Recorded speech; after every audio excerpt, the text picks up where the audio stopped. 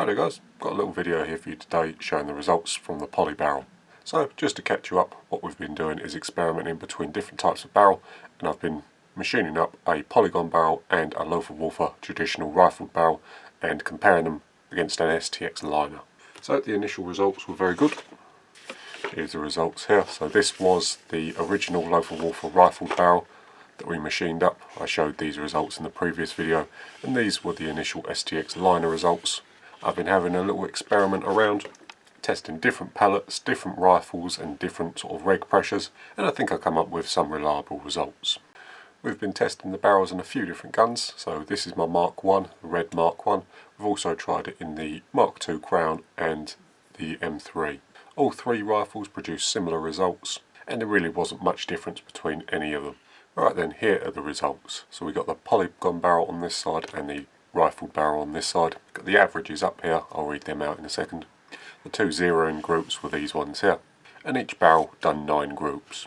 We did tons of other targets, loads of different pellets, loads of different rifle settings, regulator, hammer spring, all that sort of thing. And we also tried the barrel on a number of different rifles, so I'm confident these results here are representative of the overall picture. So we'll go through the polygon barrel first, and what I've done is I've just marked the groups that are under a 5p piece or under 18mm edge to edge, and I've given a cross to the ones that were outside that. The overall average, including all shots, was 17.1mm edge to edge, and if we take these two pellets out, which were obvious flyers, we see all the pellets were landing over here, we had one high one in each of these groups here. If we take those two out, it reduces the average down considerably to just over 12.5. So these were all 5-shot groups done at 50 yards. I know some of them don't look like 5 shots, as sometimes the pellet just went through the same hole, so you just have to take my word on that. So really good results from the poly barrel. Next we'll take a look to the traditional rifled barrel. Very similar results to the poly barrel, if I'm honest. We did 9 groups, 7 of which were under a 5p piece. The general average, including all shots, was just under 16mm at 15.86. And if we take these two flyers out here, we get a much smaller average at 12.64, which is very similar to the polygon results. So those are the results, and I just want to talk briefly about what I experienced when we was testing the barrels. So the first thing and the most noticeable thing about these two barrels here is that they were incredibly pellet fussy. The polygon barrel on this side was the more pellet fussy of the two, and anything it didn't like it would chuck everywhere. Not so much at the shorter distances. At 30 yards pretty much any pellet you put in it was well under a 5p piece, pretty much through the same hole. But as soon as you went out a little further to 40 and 50 yards, that's when the groups started getting really quite scary. But luckily I had a good selection of pellets on us and was able to find the one it liked. The only one it would shoot with any sort of consistency is the JSB short exacts, and even these pellets here, it was batch and die fussy. I have 2 or 3 different batches, different dies, and unfortunately it'd only shoot one of them. So I tried pretty much every pellet I had on us, from H&Ns, QYSs, all different weights, all different head sizes, all different dies, batches, everything, and it'd only shoot 1 tin of pellets. It shot these incredibly well, but I'm wondering if this is one of the reasons that poly barrels aren't that prevalent in the UK market or the sub-12 market. More testing needs to be done on that though. There's some more experimentation I want to do with the barrels, and this is certainly not the last time you're going to see it. I also want to mention we did try slugs in the poly barrel, but for sub-12 use, slugs, for me at least, were absolutely useless. They were okay at the sort of closer ranges, 20 and 30 yards, but anything past that they wouldn't group at all. The rifle barrel on the other hand was a bit better.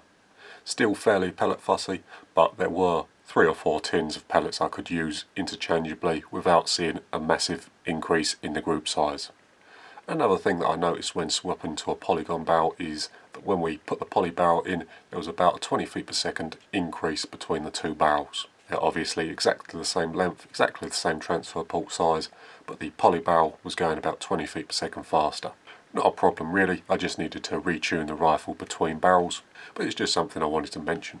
Right then, so for the last month or so I've been working on these two barrels, mainly testing. I like to do no extra machining work or anything like that, just putting them head to head, giving them a little polish in between sessions, and just trying to get them the best that they can be. But behind the scenes I've also been working on another barrel. So this is the results from a Silco wire arc barrel, or HW barrel. And I just thought I'd present these as well.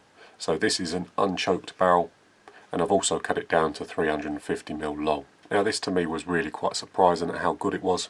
I'm not sure if all the barrels are like this, but this one was certainly very good. So just ignore the ones under the line. They were sort of my zero on my pellet testing ones, but these ones here were the ones that were actually in the test. So we're seeing some reasonably impressive results from the Silco barrel as well. All of these 5 shots, all of these at 50 yards obviously, and with an average edge-to-edge group of 14.9mm, just under 15. So very impressive from the little Silco wire arc barrel, especially when you consider that this barrel here was half the price of a loaf of waffle one. Now obviously you can't tell if they're all going to be like this, but this one in particular was fairly good.